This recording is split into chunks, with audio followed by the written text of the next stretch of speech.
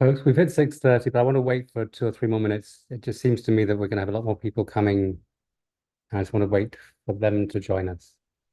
Yes, of course.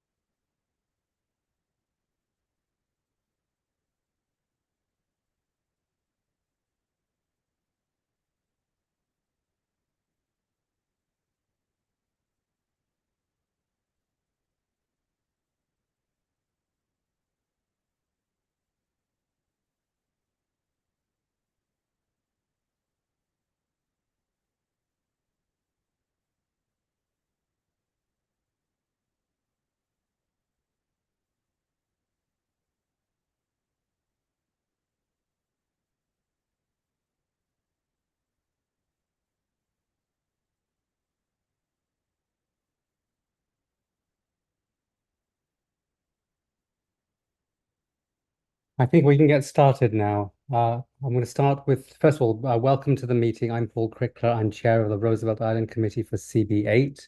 This is our regular monthly meeting. The first item on the agenda, as usual, is REOC updates. So I'm going to hand this over to Bryant Daniels. If you wouldn't mind, Rose, please unmuting Bryant Daniels.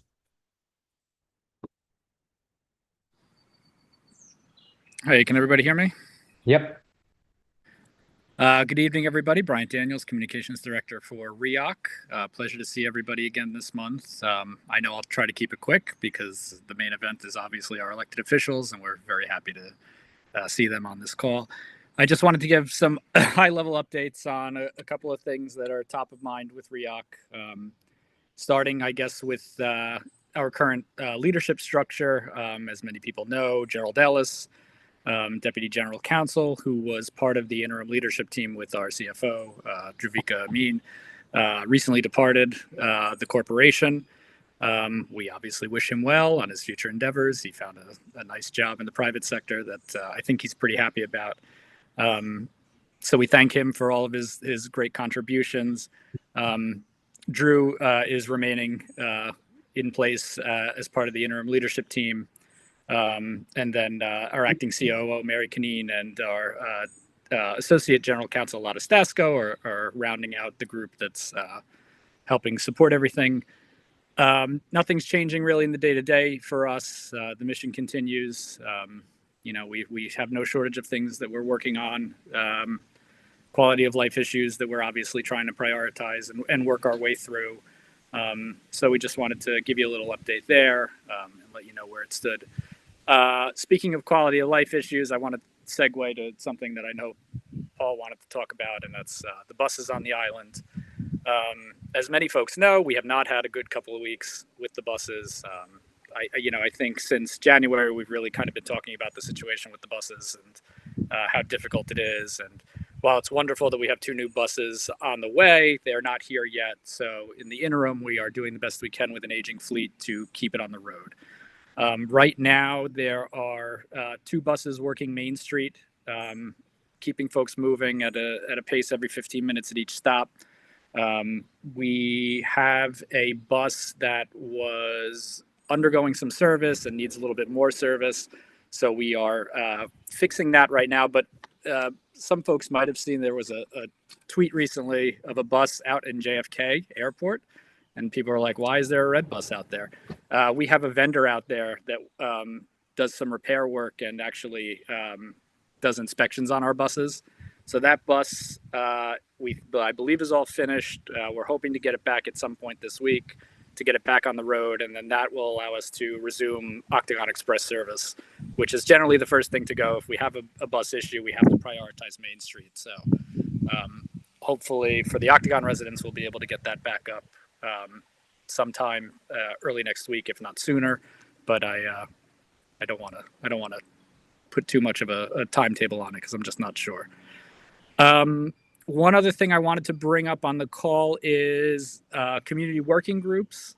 This was an idea that I see David Stone's on the call. He had brought it up a while ago, and we had done one back in April for the tram and the cherry blossom season. And it was a nice way to bring some folks into the fold, hear some feedback from the community about some of the stuff that we were, planning to do in terms of planning for the cherry blossom season. I think we are looking into doing future ones on the Kohler Berm and also the Main Street redesign. I don't have launch dates for those yet, but what we'll do is we'll send out an advisory like we did last time, encouraging folks, whoever wants to join, sign up. And it's a really nice discussion, and it's a great chance to engage directly with REAC leadership about these issues, share ideas. We always appreciate that level of feedback. And so that's something that we will be doing probably at some point over the summer. So just keep an eye out for it. And then one other thing I just wanted to mention, we have our summer movie series coming up. The first one is the 12th. I believe it's Wonka. 4 movies at South Point Park. It's a really lovely event, or a series of events, rather. Hopefully we have much better weather. We're doing better with weather this year than we were last year. Last year, every event was just a mess. But this year we are doing really well. So I just wanted to remind everybody about that. And then also in early August, there's National Night Out Against Crime. That's something that PSD generally spearheads. We'll send out advisory and some information about that when that's scheduled. I think it's August 6th. I'm not positive. But that's coming up as well. So I just wanted to put it on folks' radar. And thank you to everybody who came out for the Juneteenth event. Thank you to everybody who came out for Roosevelt Island Day. We have a really great community here with a lot of great involvement. And so I just wanted to share our appreciation for you guys for joining us and making these events really great. And with that, I'll turn it back to Paul. Thank you, Bryant. I have just 2 things from me first. Firstly, can you pass thanks on from us also and best wishes to Gerald from this group? I mean, it's a breath of fresh air, both Drew and Gerald, when they took over in January. It's been like night and day. It's been wonderful working with you, Drew. It continues to be that. It's been very rewarding. I know that Gerald is very knowledgeable about all this stuff, and his heart's always been in this in the right way. So please pass on our best for his new challenge. I absolutely will. And also on the buses, I thought most recently, the last slide I saw a few months ago was we were down to 4 buses. Maybe I got it wrong. You mentioned 1 was out of service being maintained. Yeah, I mean, so right now, the full complement of buses for us is 4. And we can do all of our service with those 4 buses. We can actually do full service with 3. It's just at a different stop point in terms of timing. When you get down to 2, it's really we have to make sure we're doing Main Street and we can't do the Octagon Express. So ideally, yes, I mean, the more buses the better. It would be great if we had 5. It would be really nice to have 4. The realities are tough with the buses. I can't lie about that. It's not easy right now, and our team is doing really some really hard work to make sure that we're able to maintain the schedule and keep it on the road as best we can. Hopefully we'll have that 3rd bus back sometime early next week, and I think that'll hopefully make a nice difference. One other thing, Paul, very quickly, that I should have mentioned before when talking about buses is we are very close to having the bus tracking back in service. This was something I guess we had at one point in the community, and then it lapsed, or the equipment became dated or something like that. But we added some new tracking elements to the Red Bus fleet. There's a New York City Transit app. It's very popular. It'll be integrated with that. It's free. You'll be able to track in real time where the buses are. And that's very, very close to implementation. So I'll send out more information on that when it comes. But I think it'll probably be very helpful to a lot of folks for their commute. Thank you. I think people will be very, very happy to see that. What I was trying to get to with my question was, you've accounted for the 3rd bus. So when the one from JFK comes back, that's the 3rd one. My question was, where is the 4th bus? Or is that 4th bus didn't exist? The 4th bus is the one that we thought we had just fixed, and now it requires more maintenance. I see. Okay. Still more. So you'll have 3 and then maybe 4 at some point in the future. Yes, we will get back. Obviously, we'll get back up to a full complement of buses at some point. I don't have the time frame of that other bus, but I feel like we're getting pretty close to at least getting the 3 that we need back on the road. Thank you, Bryant. Does anybody from the Zoom have any questions for Riok? I don't see any hands raised, so thank you very much, Bryant. Thanks, So everybody. thank you. Moving on to our second, the main event for tonight. So I'm very pleased to welcome our Assembly Member, Rebecca Seawright, and our State Senator, Liz Kruger. So if you wouldn't mind, please, Rose, unmuting them both. This agenda item is about Hey, governance. Paul, before you move on, I'm so sorry. Yes. We actually haven't given instructions on how people can participate. So Oh, yes, maybe please, go Rose ahead. could do that because I think there's a couple people that don't know how to participate before Bryant leaves. Very good. Thank you, Will. All right. Welcome everyone. If this is your first time joining us virtually, you'll notice that you are currently muted, and everyone will remain muted throughout the meeting except the committee chair, Paul, and any presenters as we move through the agenda. Following the presentations, the chair will call on members of the public wishing to speak. You can participate by going to the reactions icon on your device and pressing the raise hand button, not the waves or thumbs up, as those will disappear. Only press it once. If you press it a second time, your hand will go back down. If you're calling in on the phone, it is *+9 to raise hand and *+6 to unmute. Be on the lookout for a prompt asking you to confirm unmuting once the chair calls on you. The chat is available for technical support only to help with Zoom software problems, not to ask questions to the chair, as they will not see the chats. If you're using an older version of Zoom, you'll need to go to participants section where you can find the raise hand feature there. Please do not raise your actual hand or wave at the screen because we may not be able to see you. And you can chat me because I'm here for support. Over to you, Paul. Thank you very much. So I'm just going to say a couple of words about this item, then I'm going to hand it over to our elected officials. It's about governance and representation. So there's a lot of history here, which I will not go through, and people can ask and we can try and get answers as well. But where we stand now is that we have 7 of the 9 board members are resident board members, but they're appointed by the state. So we don't have any say in who they are. And I launched a petition last year, and it didn't take us long to get to 1,100 signatures, which out of an island of 12,000 people is very significant. And just for the benefit of our elected officials, I was there with other residents collecting signatures. This is very much a one-on-one collecting signatures. This wasn't a social media thing. This was at the farmers market every Saturday from October through till almost Christmas, talking to our neighbors a lot. People are very, very, very concerned. It's one of those underlying things that's been here for decades. As the different administrations have been variously terrible or not so terrible, people have had to put up with being treated terribly. I think we've seen how nice it can be now to actually have a REOC we can work with and work well with in what we've had with Drew and Gerald the last few months. And Brian certainly is part of that. And I've been told by people that this is a very hard thing to get done. I'll come back to that in a second. The reasons we want to have this direct elections of the directors of REOC is that we get 2 things with that. One is we get to have better oversight by us of the running of the corporation, because we have a lot of interest. We have the ultimate interest. It's where we live and are raising our families. And the second reason is we get better involvement of the community in how REOC is run and for the betterment of the community itself.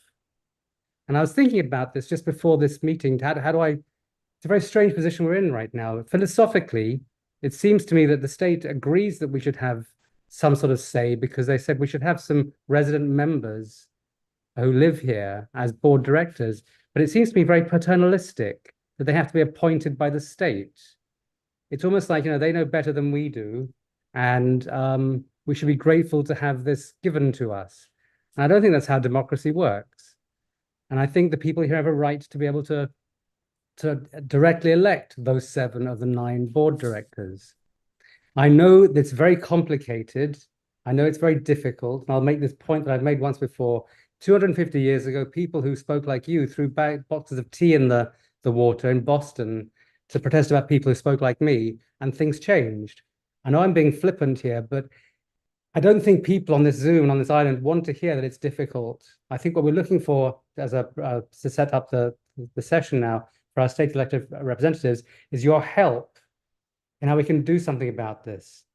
If we'd carried on having this wonderful management we have now for a lot longer, you might think we don't need to worry about this, but we can't always guarantee to keep the same kind of management with the same attitude in place. We can't guarantee anything like that.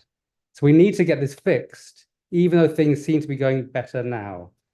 So I'm going to stop talking. There are people with their hands up. I really want to encourage the folks here, take advantage of having our state elected representatives here to really ask some questions. And I'd like to turn it over to them first in turn if they wanted to say any words. So Assembly Member Seawright, would you care to go first? Paul, I believe both of the hands that are up right now are actually for Bryant. Oh, I'm They had their sorry. hands up for a while.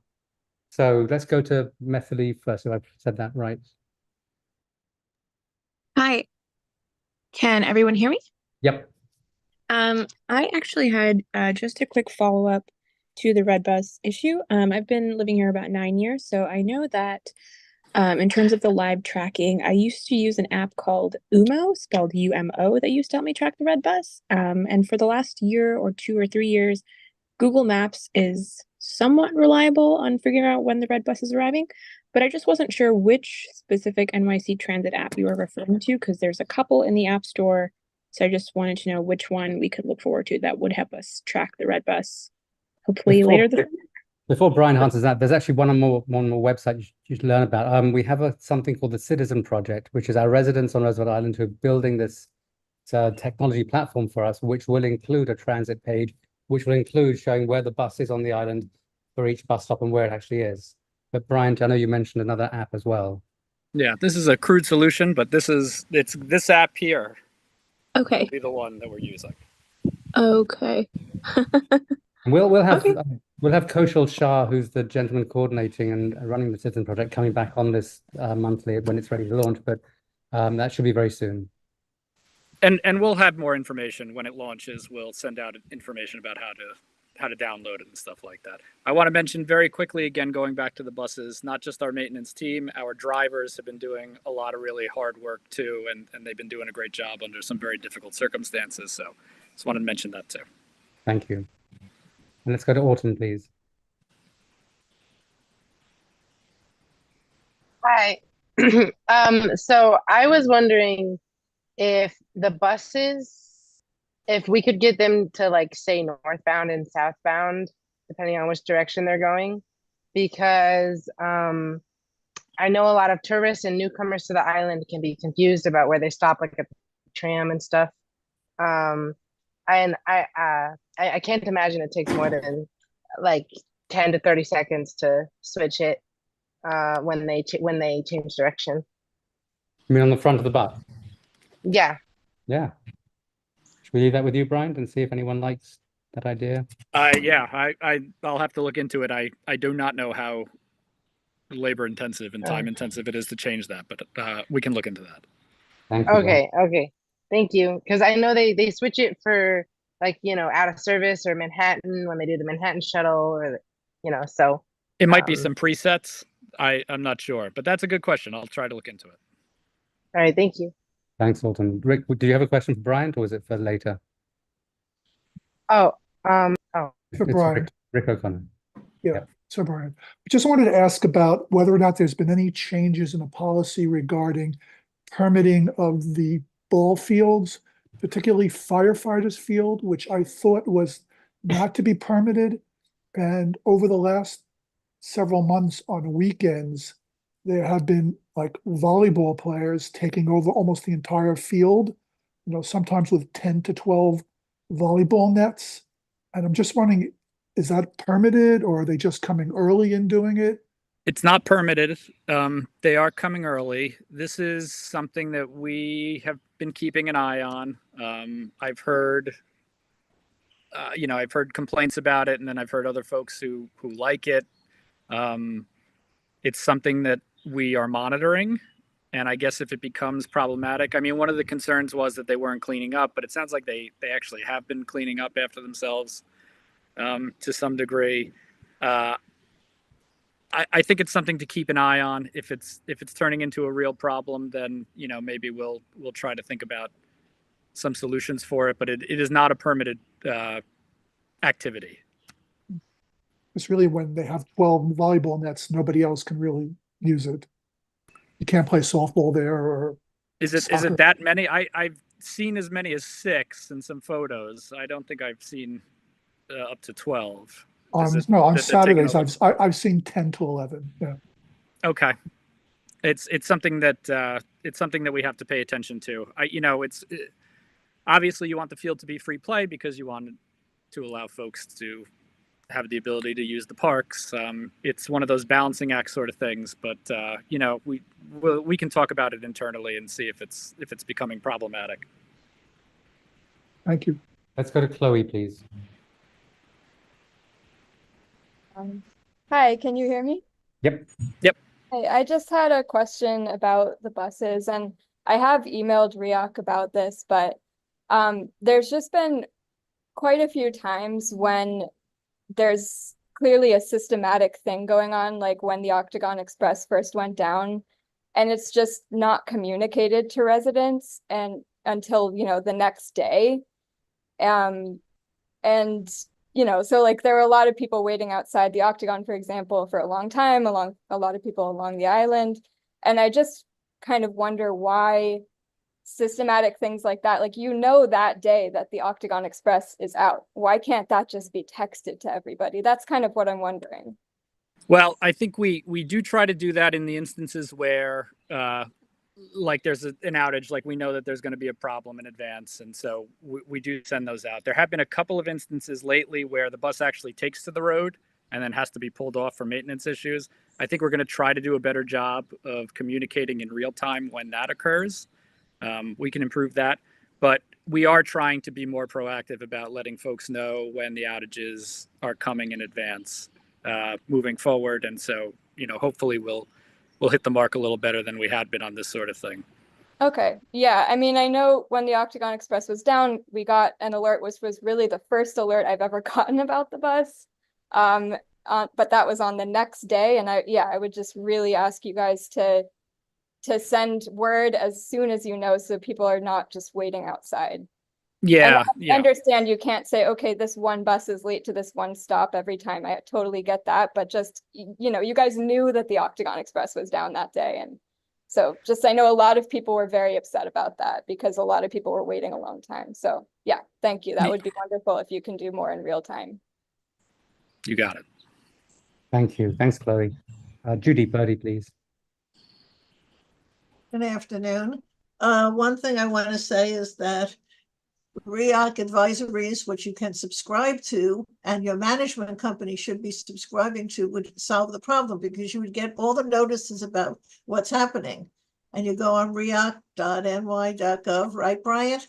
And you sign up for the advisories. This way you'll find out everything. The thing is that it's not publicized, and us old timers here, we know about this, but people, especially in the Octagon, they're just never informed of these things. And it's also your management company because they can put a sign up at the front desk or put it on Building Link.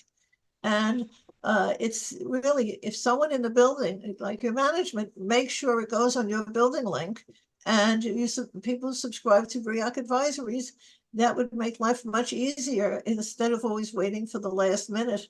So Brian, you have any comments on that? Yeah, well, 2 things, Judy. One, we do notify building management as well. I think Chloe was saying she does sign up for the advisories. She's just looking to get them more frequently from us in the instances where there's an outage, and so we'll try to make sure that we're doing a better job. I think the instance that she was talking about specifically was the bus actually had started in the morning and then came off the road.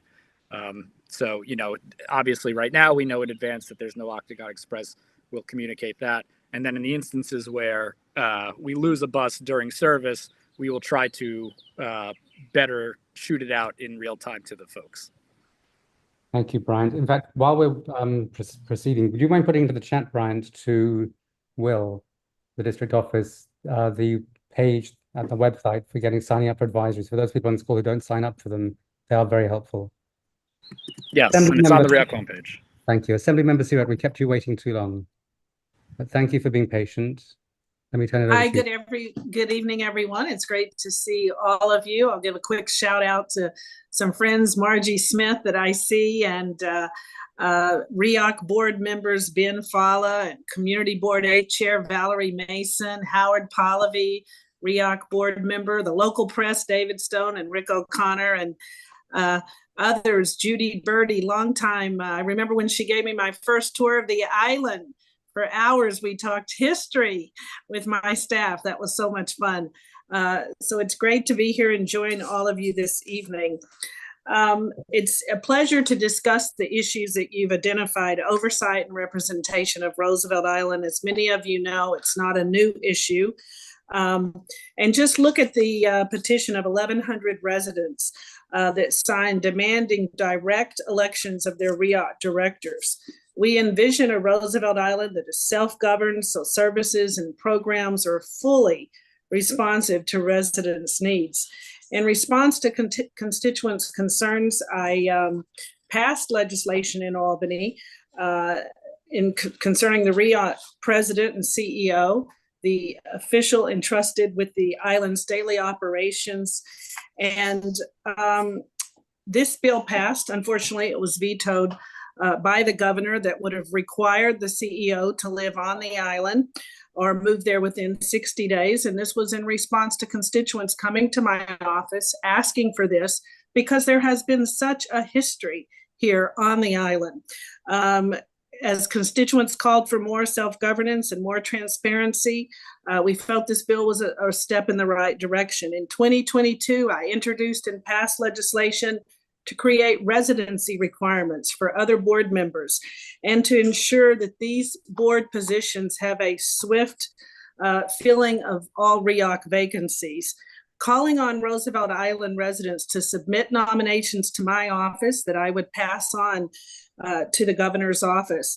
A couple of years ago, I brought Mayor Adams, when he was first newly elected as mayor, to Roosevelt Island to talk about self-governance. We held a town hall with the mayor and discussed this issue, and he agreed that he supported a local election on the island, and he committed in that meeting and to my office that he would nominate, because the mayor gets a certain number of appointments to the REOC board, constituents that came out of that local election, which means they would be residents of the island.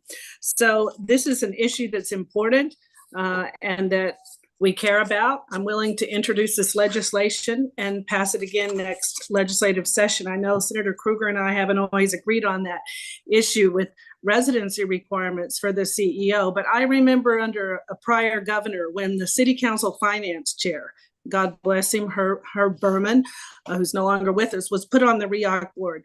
And there were major issues whenever people were put on the board that was political patronage appointments, and they weren't responsive to the local residents. And so I'm a strong believer that this is a good idea to have a local election, which I remember years ago, Joyce Short was very involved, and the Roosevelt Island Residents Association, in pushing the governor to consider the people that came out of that local election. I think it's a step in the right direction. And I think we should take Mayor Adams up on his offer that his selection of nominees to the REOC board would come from that list from a local election. So I'm pleased to join you this evening. I want to invite you all to a shred-a-thon that we have coming up. It's always very popular on Thursday, August 22nd. We are pleased to award grant money to your nonprofits on the island. I remember when we fought very hard for the public purpose funds to be released, and we'll continue to fund the nonprofits on the island. I know how important they are. Again, thank you for having me this evening. Thank you very much, Assembly Member. Senator Krueger, please. Good evening, everyone. It's nice to see so many people I know from so many parts of, I guess, work life and now Roosevelt Island life. And of course, I hope everyone knows Audrey Tannen, who's my representative on almost everything Roosevelt Island, as well as being an amazing district manager for my district office. So really covering the entire Senate District 28, of which Roosevelt Island is the, I guess, the western corner of. I love that you people call yourselves the little island and we're the big island. I just can't get over that title. Um, there's so many things we could be talking about, and there's so many issues. Frankly, I'm just not sure whether the piece of legislation passing again would accomplish that much, since the governor will veto it again. So the questions I have are, what are the specific things that people really want to make sure are happening on Roosevelt Island? For example, we have added 4 members to the board in the last year since I became the senator. And so they're really, the empty seats are no longer. They are Roosevelt Island folks. They are people who actually wanted the position, because guess what? It's actually hard to find people who actually want to be on the board and then can meet the vetting process. I'm not necessarily opposed to, I'm surely not recommend, I'm not opposed to some kind of votes to recommend people to be submitted to the board. And I believe Rebecca just referenced the Roosevelt Island Residents Association. But I've also learned that they haven't had elections for 4 or 5 years. And I feel like if we're asking said entity to be nominating people to be on the overall REAC board, we should first make sure that they are a functioning organization, as apparently they were for a long time, and had their own elections to represent the issues that the residents of Roosevelt Island are particularly concerned about. So I think that that would be a worthy effort to expand that even before we see whether we could convince the same governor not to veto the same bill again.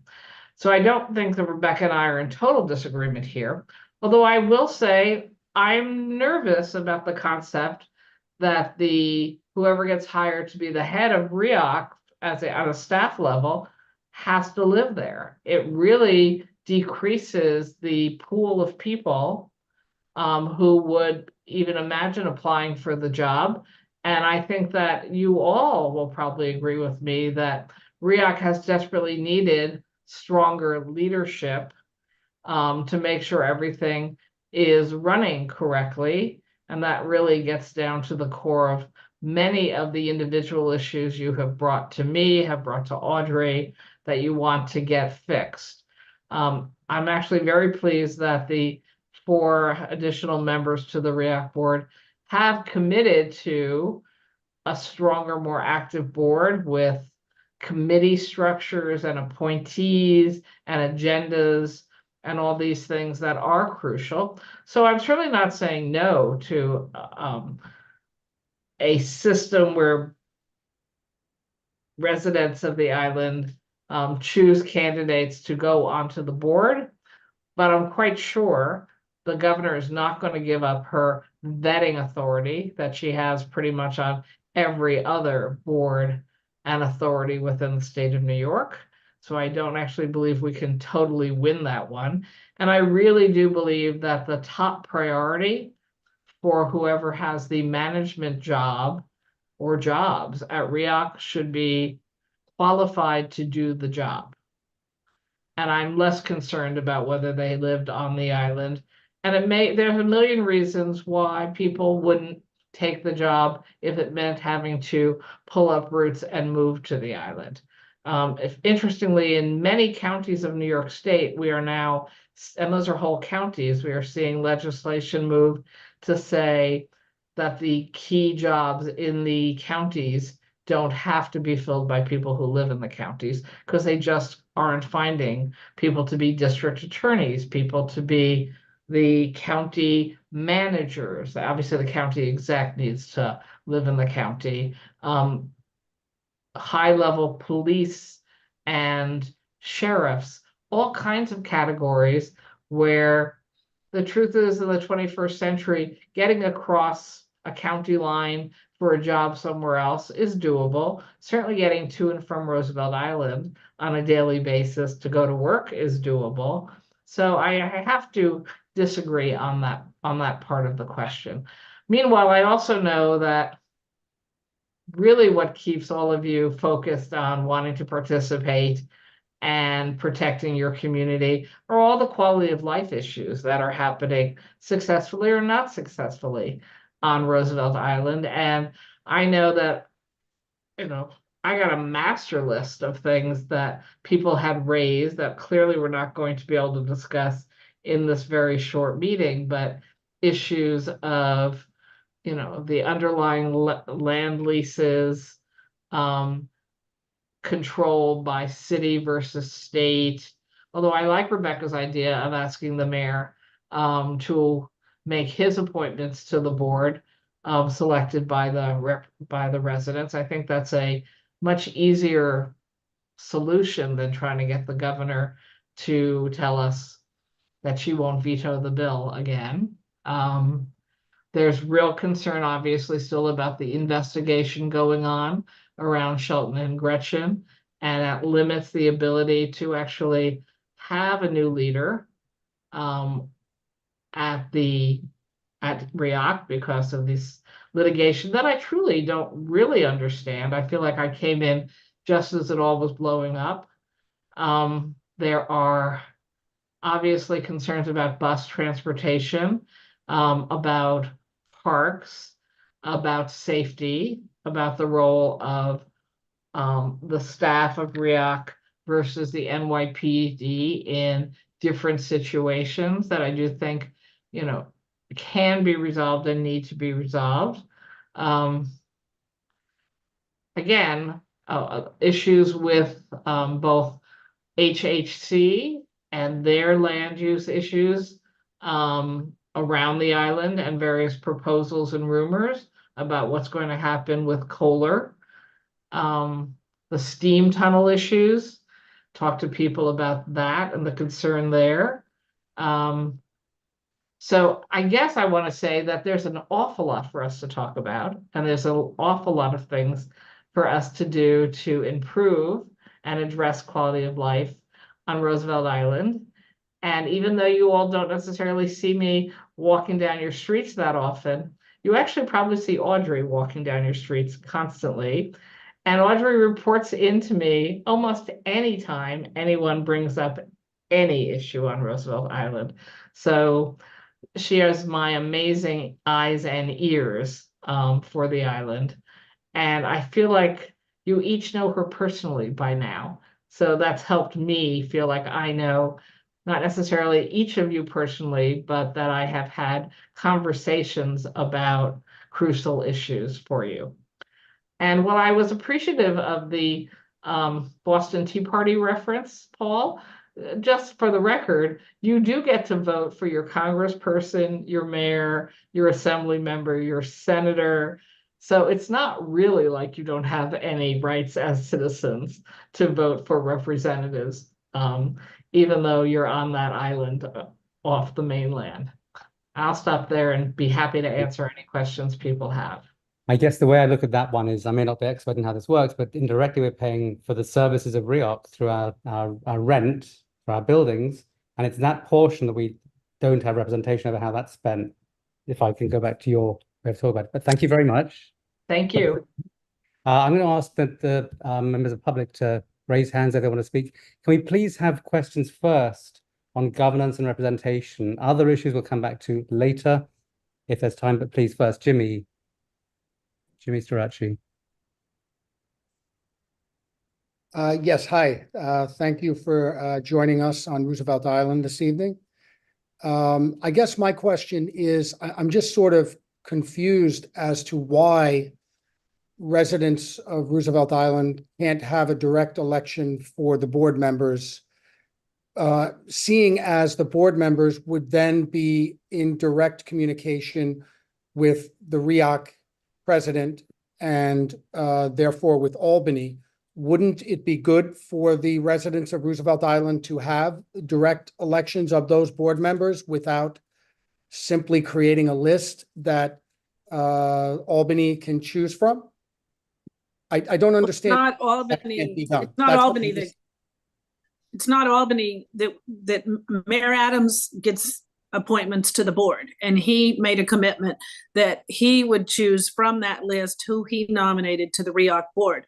There's never been a shortage that my office has found when we called for nominations from the public, because I was asked by the mayor and the governor's office if I knew people that were interested in serving on the REOC board. So I came straight to my constituents and said, if you would like to be nominated or you know someone, please let my office know. And I think that it's a good idea. The local election doesn't have to be held by RERA, your Roosevelt Island Residents Association. Another group on the island could hold the local election. And I think we should ask the governor to match what Mayor Adams has committed to. The governor gets a number of appointments to the REOC board, which the state Senate, as you know, confirms. And some of them haven't passed the vetting process. Many have. And we should ask the governor, would she be willing, with her nominees to the board that are passed on to the state Senate, would she be willing to match what Mayor Adams has committed to, which is that his nominations would come from a list of people that were elected from residents on the island in a local election. And there's nothing that says that RERA has to be the one to conduct that election, even though they did years ago. I have no problem with asking the governor whether she would consider doing that. That might be a safer bet for her than knowing that she'll just veto a different bill, Rebecca. Yeah, and she also vetoed Assemblyman Micah Kellner's bill, as well, or the governor at the time did. So there's been a long history of governors not wanting to give up control of who they appoint to different boards and commissions. So I think Senator Krueger is absolutely right. It's going to be easier to try to get them to commit to get the nominees that are suggested locally that are residents of the island than it is to ask them to give up control, and especially the governor, because as David Stone and Rick O'Connor know, because you covered it, my predecessor's bills were vetoed by then governor when it came to self-control and transparency of the REOC board members. Jimmy, anything you want to follow up on? Jimmy? Yep. Anything you want to follow up on, or are you okay with that? I mean, that's the explanation, and I understand that in my years of living on Roosevelt Island, this is what I've consistently come to understand. It just seems that an abundance of people should be selected and then be cherry picked for the best choices for appointment, rather than actually being given the most votes by their neighbors in the buildings that might be able to have a voice to represent the people around them in the community. It just seems confusing to me, and I understand that there's control that is historically wanted and I guess presumed to be needed. It just seems sort of helpless on Roosevelt Island that people can't seem to get somebody to be directly elected by them, the people in the apartments and in the buildings and voting in this community, in the zip code, and actually have them go forward and work with everybody else. Just seems strange. That's all. Thank you, Jimmy. We do have a representative from the governor's office, that Ms. Lewis, that's on the Zoom tonight.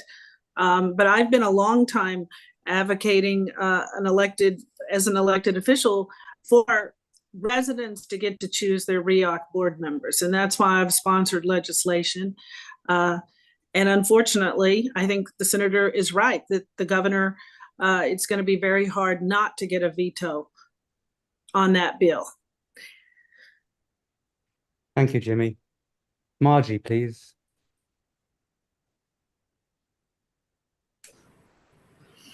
Hi, I've been at this for probably 30 years now, so I'm familiar with a lot of the reasons why we can and can't do it.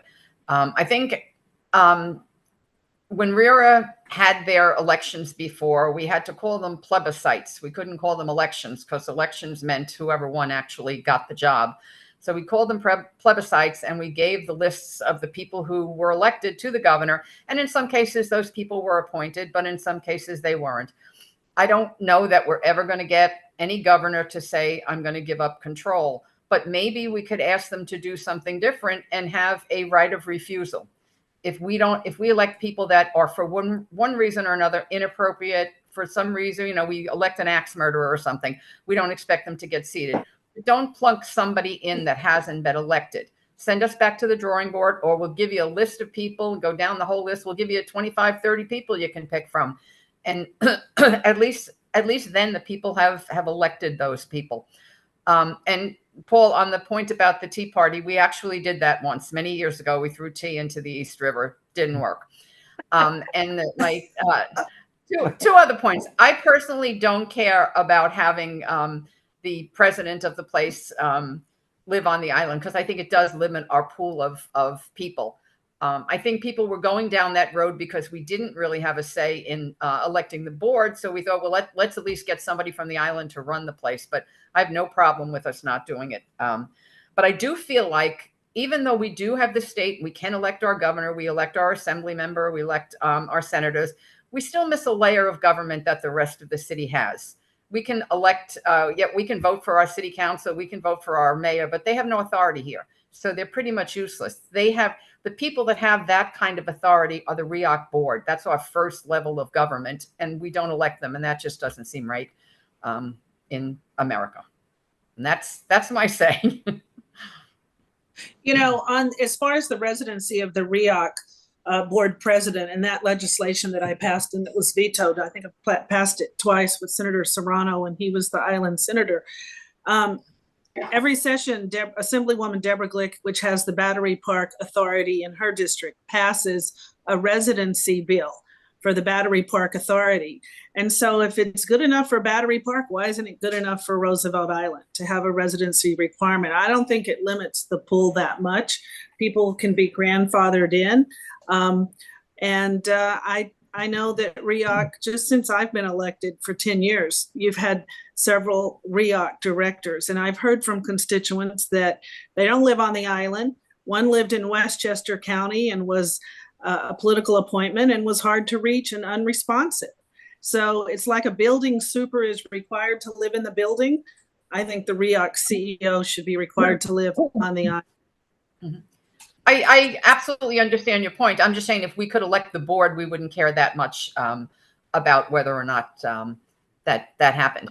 And by the way, speaking of Battery Park City, they just appointed their president, and supposedly there were 5 or 6 very good candidates that a board member vetted before they picked this person. And I wonder why our REAC board can't go find those candidates and see if they'd like to be running REAC.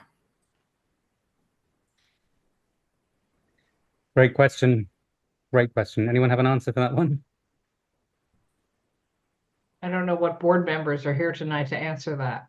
I don't think there's anything that stops the board from making recommendations of someone to have jobs at REAC. I don't believe there's any sort of limitation on their making such a recommendation. Could we please unmute Ben Fahala, who's a board member? And Howard, if you have anything you want to say, please raise your hand as well. We can unmute you as well. Ben. The short answer is that investigation that you all know about, until it's concluded, we're in limbo. We've been advised by legal that we can't do anything. So we're waiting for this investigation to be over. So on our end, we're hearing it. We know that we have a void in leadership, but we kind of have to listen to the chair of the board and also our legal counsel that are saying you can't make these decisions. Everyone is interim until that investigation is concluded. Thank you, Ben. Anything else, Margie? Well, just when it's over, will you guys agree that you'll do the vetting and you go look for those 5 candidates and find, because they're pretty qualified from what I've read. I'm happy to take a look at the candidates for the Battery Park. Thank you. Thank you, Assembly Member. Can we please go next to Valerie Mason, who's the chair of this Community Board 8? Hi, everybody. Thanks for coming to this meeting. I know Paul has been patiently waiting for the session at Albany to be over. I'm just curious, how many situations are there like this? I mean, Rebecca, you mentioned Battery Park City, but how many communities are really subject to this kind of unusual, what I would call an unusual governance structure?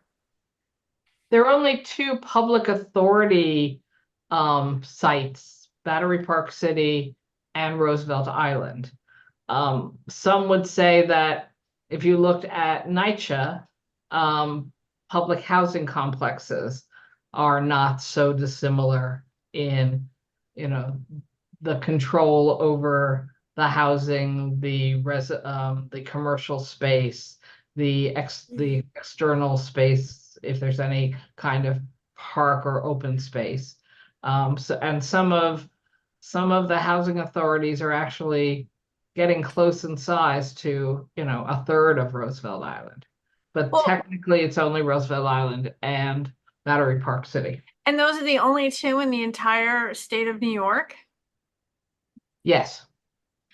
And I mean, I guess I'm a little bit behind. I mean, why would that be? Like, why did they decide? I mean, at the time, Roosevelt Island was a new concept. I kind of understand that, but Battery Park City, what makes you qualify for that kind of control board, if you will, as opposed to just being part of the city of New York, in and of itself, or whatever? Battery Park City was built on land added to the island of Manhattan. It physically didn't exist as part of Manhattan Island. It was built up out of the river, and it required all kinds of federal, state, and city approvals for the creation of that land and what was going to be used for and who was going to pay those costs and deal with the bonds, etc. It was a little bit earlier. I want to say the 60s. I'm not totally sure. Okay, because I would just think that I understand then, because you're getting money from all these various sources, that there's oversight. But at some point, when those bonds are paid off, you might think that that would sort of change the status of the community, if you will. Well, the government owns the land. So that's different than most other towns or communities in the state of New York, right? It's not privately owned land, it's government owned land. The city of New York technically owns the land on Roosevelt Island. So they're the landlord for every building. They're just ground leases to all the landlords. I believe that's correct. Somebody correct me if I'm wrong, but I think that is okay. correct. I don't mean to be so naive. I just, but I'm sure there are people who are living on the island who don't kind of get it either. But okay. I mean, I guess, to your comment, Liz, about the executive or the county executive. I mean, why would you differentiate between a county executive and someone who would be the chair of the board? I'm just curious.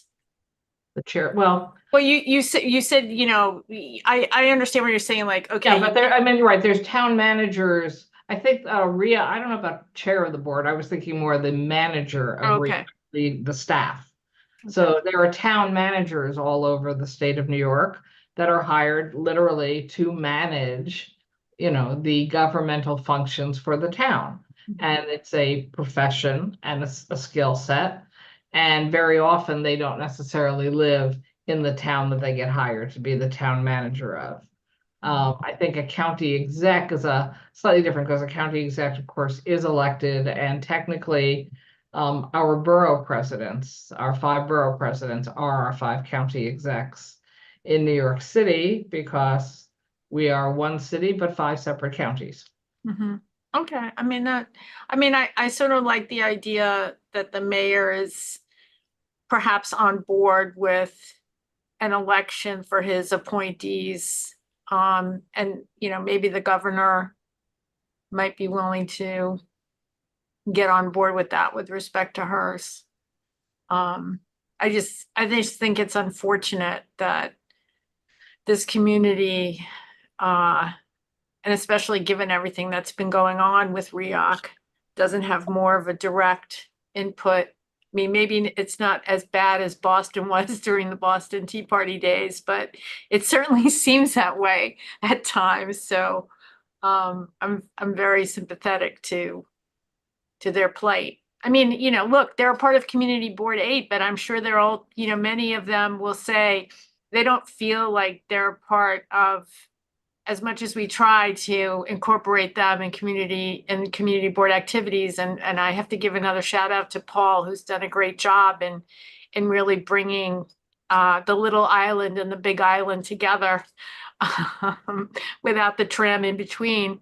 But it would be nice to be able to see them feel like they have some more of a direct say, direct elected say in the REOC board. That's it. I'm sorry. I didn't mean to go on.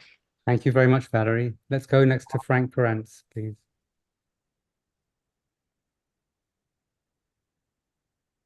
Testing 1, 2, 3. Can you hear me? Yep. Yep. Hi, Frank Perrance, President of the Roosevelt Island Residents Association. Yes, RERA did run elections, or I guess as Margie says more precisely, plebiscites, but the elections themselves were really elections for nominees. And I think we were pretty clear about that. There was no direct way of doing that. And as several have said, both the mayor and the governor still want to hang on control of, those nominations. So I sort of get that. I think one of the things that we had talked about in this, and someone had mentioned this before, is just a preference voting. So if you had a list of candidates, you could say, here's people I like, and maybe here's people I object to. And since there's no tally that you'd have to take in the end and adjudicate, it's up to then the people who are doing the appointments, which is the mayor and the governor, to interpret the results. One of the things that I would say about REOC itself is I think there have been periods of function and dysfunction, and I'm not sure if it's the particular REOC presidents, and their style or other things. But one of the things I can say that we've really diminished, and so I've lived here for 44 years now, and I remember when it was it SAHI and the precursor to REOC and UDC and such. I would say the key thing here is that for a long while, I would say from maybe about 2000-ish onwards to maybe about 2014 or 15, I don't want to say precisely, but we really had in-house expertise. And I think that's one of the things that just doesn't, or exists less now than it did before. And so we make use of these owner's representative kinds of things, which is just really outsourcing the most important function of REOC, which is the O in operations. And so they get outsourced. We don't really see that. It becomes an ongoing process, and we even saw the dysfunction of that where basically the owner's representative, there's overruns in budget or whatever. I think the key thing to make REOC work is that you really need to have in-house expertise. And I'm not suggesting that you get rid of existing staff, but certainly existing staff could do well by taking training and such, and future hires could be focused on bringing a lot of that back in-house, because I would say maybe 3 years ago, I don't have the exact time frame, but there's no one in-house who really has expertise on much of the operations, with the exception of the buses and public safety, and I guess somewhat the grounds. But any of the projects, all of that is really lost. And if you go out to, I grew up in Freeport, which is an incorporated village, there's just no way the residents of Freeport would accept the kind of government that that we have now in REOC. They would, hire a mayor or whatever, elect a mayor and a board of trustees and all of that, and make sure you got the job done, and therefore hiring, qualified people in those specialty professions. And I think that's something that, REAC could greatly benefit. Again, we can keep existing staff but I think really they should be trained and they should be involved in regular training. And I don't think that's really been looked at in the past because, we have these failures and then we think, oh, we just need to elect a different board of directors. And I'm not, or something like that. And I don't think, the board, having input on the board is a good thing, but that's not the only problem. So anyway, I think, from our state legislators, that would be helpful. And also being in the loop on the master lease, that's going to affect all of us. And we really don't have much input in terms of numbers and such, and the transition on that. That affects everyone who pays rent or who pays maintenance. That's pretty much everyone here. So if you can somehow get more visibility on that, that would be great. And if you'd like for REAR to be supportive of any type of election process, we actually do have a lot of history on that. I have a lot of the documents, and still some of the people that were around, on those prior elections are still around. So, we'd be able to share expertise, and if REAC wants to do it, that's fine. But there were a lot of lessons learned that would be happy to share, with wherever it gets done. Thank you. Thank you, Frank. Can we please go to Rick O'Connor?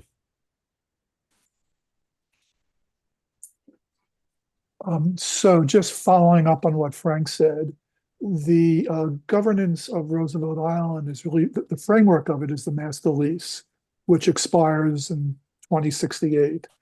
But there are currently negotiations going on between the state and the city regarding whether or not it will be extended, whether the state will extend it with the city. And I'm wondering if there's any update from our legislators or from the person from the governor's executive chamber who's on this call regarding the status of the master lease, whether or not the state actually wants to keep Roosevelt Island and extend the lease, and whether or not any alternatives have been considered in addition to the state and the city, such as some kind of village, an unincorporated village that Frank just mentioned. So does anyone have any comment on that? Sorry, I need to unmute you. Please unmute our elected reps. I know that those dates are correct.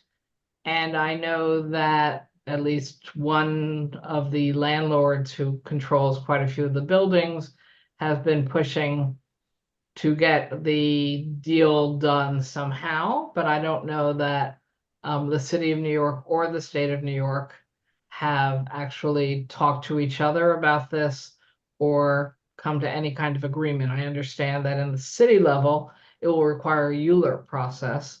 So I think the city council would be the most relevant to ask about that because that goes through the city council and the borough president. It's not at all clear whether there is specific state legislative role in this. Rebecca may know better than I. Is there a state legislative role in the master plan or updating or any of that, Rebecca? Not that I'm aware of. I do have my Chief of Staff, Courtney Farrisee, on. Courtney, thank you for joining us. I'm not aware of anything, and I haven't been a part of any talks or negotiations between the city and the state on the ground lease. So unfortunately, I have nothing to comment on that. Thank you both. I know, Rick, you had an idea about, I believe, island residents becoming part owner of the land, and then they would be treated like shareholders and have more of a voice and a legal obligation and say in the governance, I believe, from what I understand. I don't think that was me. Oh, okay.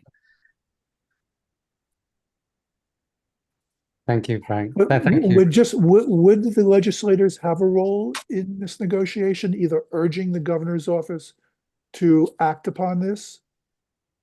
Well, I think that whether we have a role or not, we can certainly assert ourselves into the process. And generally speaking, other branches of government are responsive I think it was our office that requested or suggested that someone from the governor's office be on the Zoom this evening. And you do have, the governor does have a representative that's on. So to the extent whether or not we have a legal role and a legislative legal role, I don't know, but certainly I think that we certainly have a voice that's listened to, and or an extension of what we're hearing from our constituents. I think the governor's rep has her hand up. Yes. If you wouldn't mind, please, Rose. Debbie, please.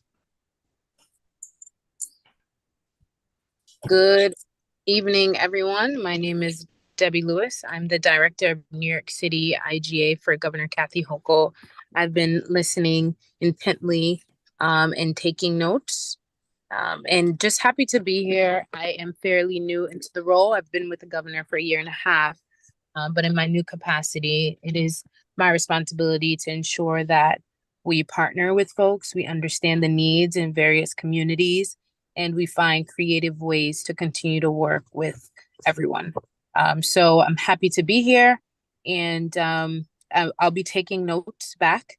I hear my principal's name every 2 to 3 minutes, so I know how important this is and how much we need her to be a part of this process. So yep, I'll continue to be on and listen. We do have a meeting in about 8 o'clock, so hopefully I'll be able to stay on for this entirety.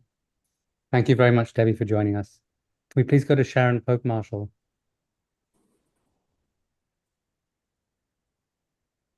Hi, I just wanted to first say thank you very much to Assembly Member Rebecca Seawright, as well as State Senator Liz Krueger, and as well, thank you so much for joining us this evening and being in the hot seat and answering some questions. I want to give a shout out to Courtney as well as Audrey. I'm very concerned that they don't get any sleep at all because I see them everywhere. And they're absolutely fantastic. And you'll forgive me, Courtney, but Audrey edges you out a bit because I've known her for a long time. And she's a wonderful person and a great neighbor.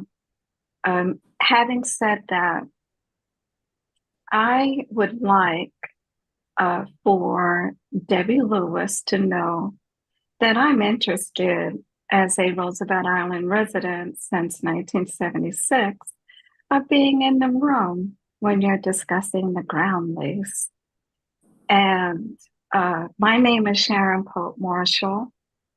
I am, my family has lived here for a while. My sister was married here, and I've been involved with the community for quite some time. And I think that everyone on this call, Margie is on this call, Paul is on this call. You've got to have Paul in the room as well. I think the idea is to make sure that residents are involved in this process of discussing the land lease and how we move forward as a community. And I wanted to make sure that the elected officials who are on the call as well know that we'd like to be in the room. And lastly, I do agree with State Senator Liz Krueger that we don't necessarily have to have someone that lives on the island. More appropriately, someone who is qualified to run the island would be fantastic. And I'll also say this.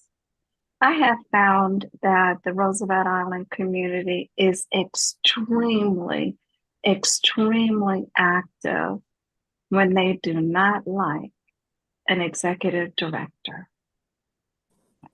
And they have been it very successful, including myself, at ensuring that an executive director that we don't like doesn't really get to stay around for a long period of time. And because of that, I'm not necessarily all that gung-ho about having about being able to directly vote for the directors. Overall, I have found that the city and the state, I will say, after much prodding and publicity, have listened to us. I would say generally, overall, the key issue for me at this point, as a resident and for my community, is the land lease and what to expect in 2068.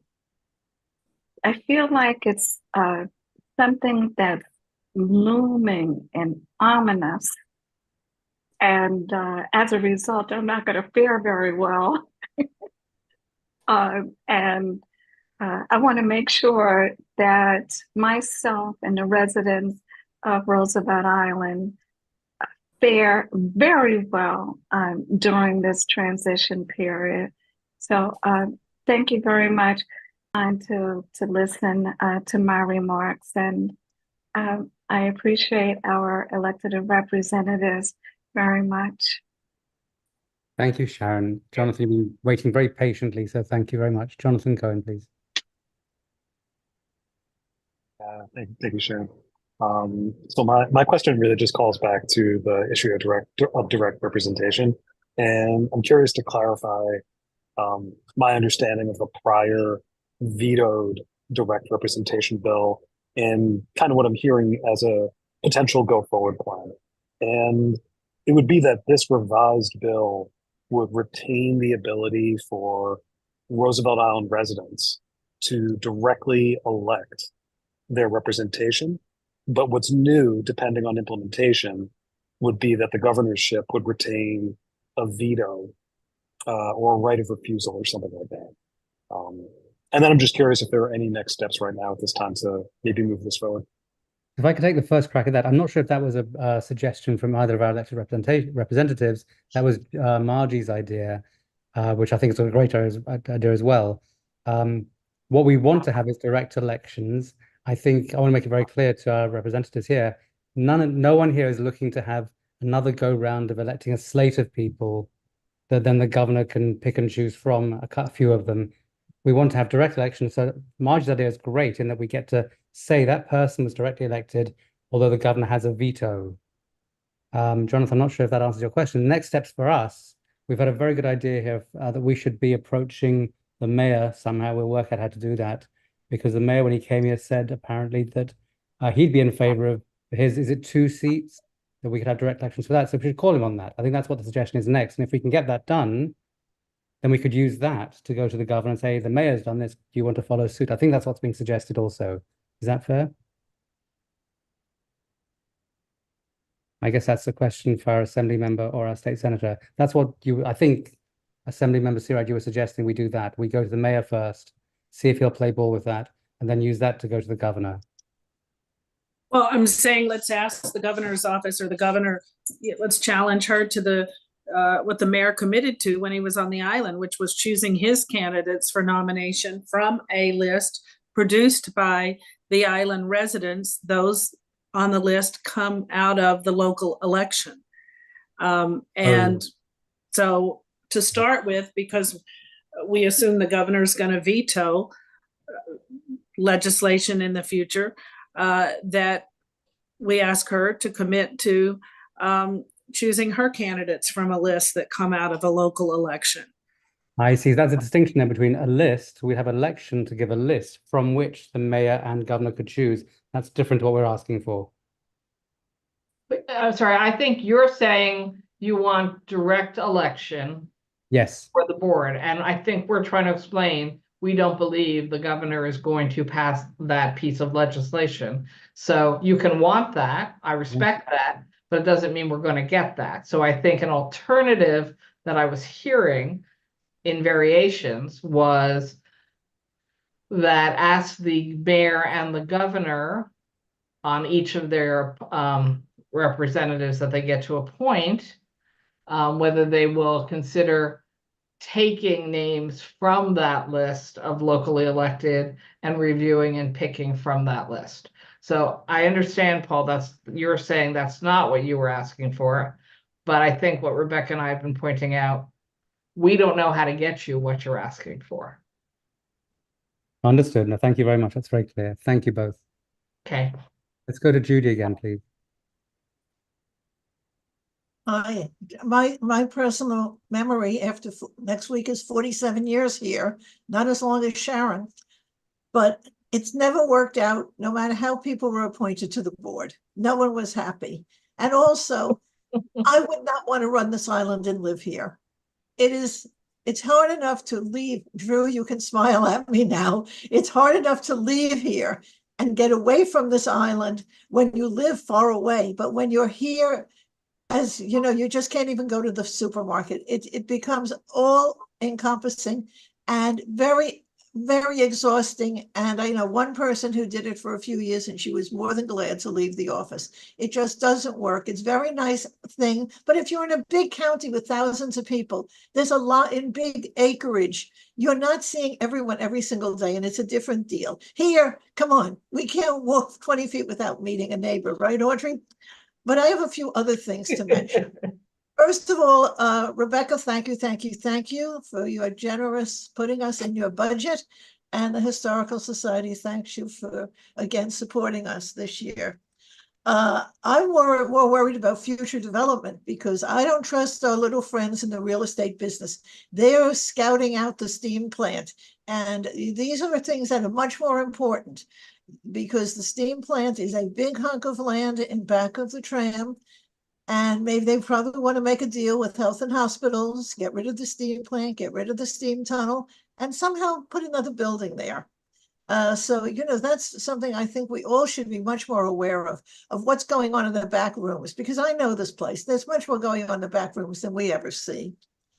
And the other thing is, I'm more worried that REAC does not have sufficient engineering and maintenance and architectural and landmark sensitive staff at this point. They don't. They have some people who've been around, but that is something that we really must push them to, because forget these contractors that they hire that do oversee and do no work, and we end up with terrible projects. So that's something that I think is most important.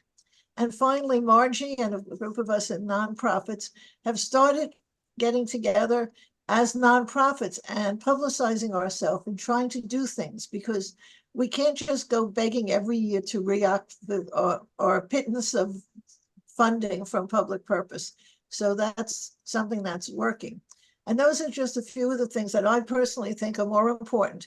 What's going to happen with the ground lease in 2068 for my 100th nevermind birthday? Forget it. It's just too much. We'll go on all night about this. We've already been on over an hour. And I think there are many more really important things that people would like to mention and like our legislators to mention, especially the Kohler berm, which is going to be coming up very soon. And there's a new plan being developed. And as soon as people, professionals are allowed to see it, the community will know, but it's still in the works. But trust me, we are not putting a wall around Kohler. That's all I have to say. Thank you. Thank you, Judy. And Valerie, correct me if I'm wrong here, we may be having a meeting in September, a joint meeting between Russell's committee, which I think is environment, and this one about Kohler, Judy. Of course, you'll be there, I'm sure. Well, I think it's really, it'll be environment, but Russell serves on the Kohler as our representative to Kohler. So it'll be a confluence of that. So yeah, September is what we're looking at. Thank you. Margie, please. I'll make this real quick to wrap up the governance piece of it. Just in case the mayor needs a little nudge, on his promise. You might want to tell him there is real precedence for this. For those of you who don't know, the mayor has 2 seats on the board, one of whom must be a resident. The other one does not have to be. But when Bloomberg was in office, I was his appointee, and he called and asked if he could appoint me for the board. And I said, I will run, because if RERA has an election, I'll run. If I win, yes. But I'd really like you to take both of those seats and make them residential seats. And that's exactly what he did. So I think that would be a nice little boost. But I think one more thing I don't want to leave out with the board. Let's not make them lifetime appointments like the Supreme Court. I mean, I think we need some more turnover on the board. It's a couple of terms, fine, but some of these are getting a little bit crazy. That's it. Thank you, Margie. Anybody else have any questions or comments on the subject? In which case, a huge thank you to our, oh yes, we have someone, Mithili, please. Sorry, this was not about the representation issue. Is now a good time to chime in with a separate question? Okay, so I'm sure other people are in the midst of this as well, but this is about the time of year that a lot of us are speaking to our landlords about renewing our leases, etc. And I know that this is more so for the senator and Ms. Seawright. I know that there's been some good cause eviction and rent increase legislation that's been passed. I think all of us know that there's relatively limited real estate on Roosevelt Island, and so we're more or less at the mercy of the landlords and the realtors that we have access to, most of whom carve out parts of the island that they service, so we don't have a lot of options. The one thing that we've been struggling with is that, so I live in Roosevelt Landings, for full transparency. That's the block of buildings from 510 Main Street to about 580 Main Street. And CC Managers, which is the company that's taken over from Urban American, and there was someone before that, they've tended to be very, shall I say, not transparent. And so I guess I have a couple of concerns here generally, and these might apply to the other residents as well. One, I don't know if you guys heard about this. It was relatively recent. There was an FBI probe about rent fixing collusion from landlords across many major cities in America. And I know that New York generally suffers from very elevated rents. So I wanted to know if there's anything that you guys can do to look in to see if any of the landlords on Roosevelt Island are utilizing the software that the FBI is investigating to do this as well.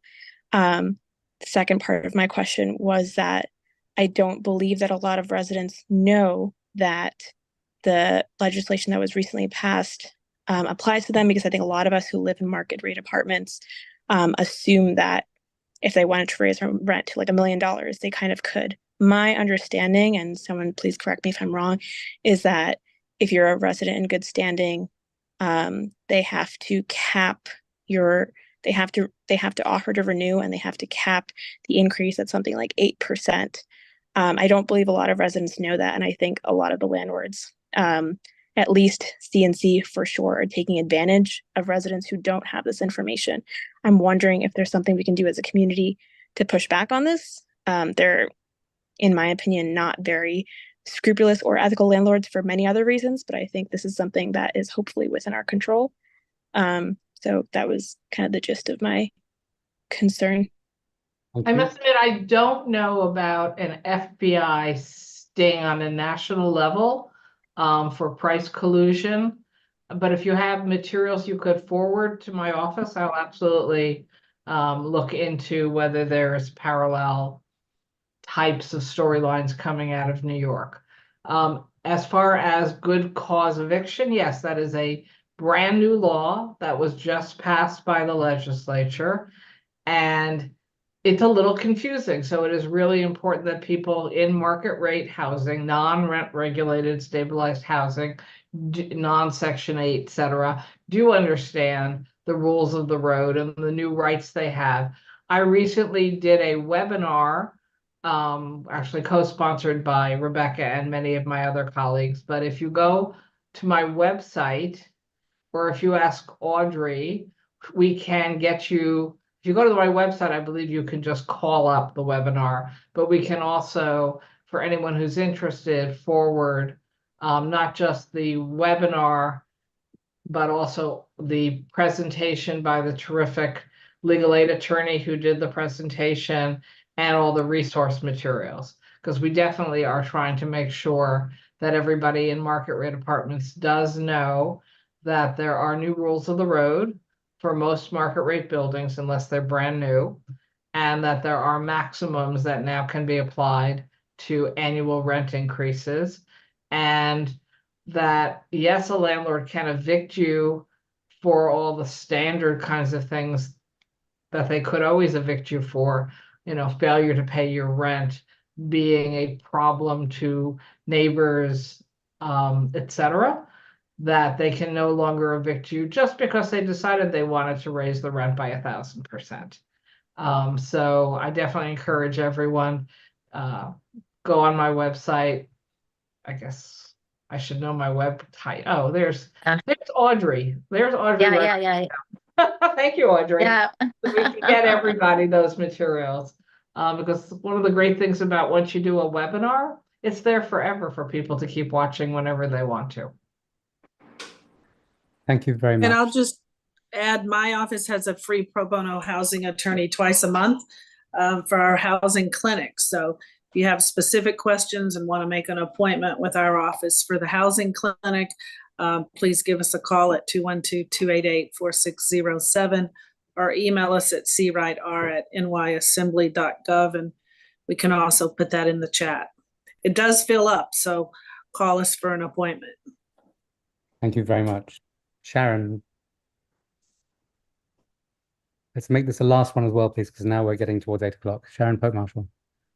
We have a housing committee, and I think it would be a great idea if we held a joint meeting with the housing committee, presenting some of the materials, Paul, that Assembly Member C. Wright and State Senator Liz Kruger suggested. But at the very least, if we don't do that, because I'm sure that that's really fantastic resource material, it would be, I think, a wonderful idea if we held a joint meeting on this subject alone to educate our community that has, at this point, the majority market rate buildings. Thank you, Sharon, for the idea. So I think it's time to wrap up the meeting. Thank you so much, everyone, for coming, and thank you in particular Thank to you, Paul. our electeds. You've been so kind to spend so much of your evening with us. So thank you all very much. I'll see you all next month. Thank you, everyone.